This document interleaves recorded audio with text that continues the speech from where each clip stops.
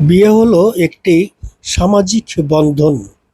নতুন দুটি জীবনের নতুন করে যাত্রা শুরু।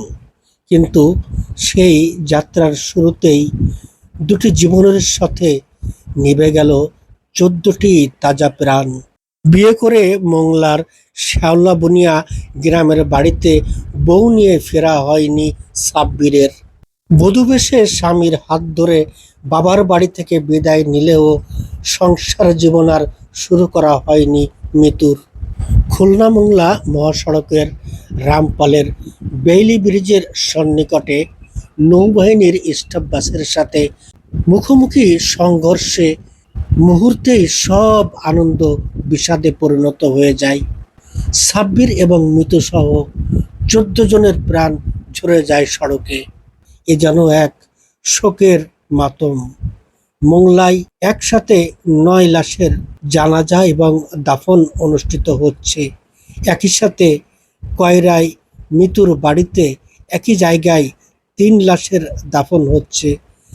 তবে মিতুর নানির জানাজা কিন্তু অনুষ্ঠিত হচ্ছে চালনাতে, এবং অপর একজন যিনি ড্রাইভার ছিলেন তার জানাজাও তার ভিন্ন জায়গায় অনুষ্ঠিত হচ্ছে।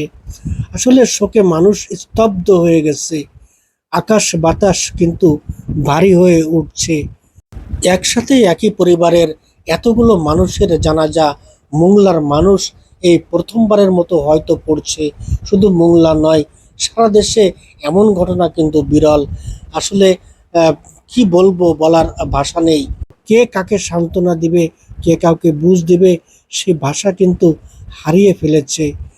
এই পরিবারে আসলে সান্ত্বনা দেবার মতো একটি মানুষ নেই।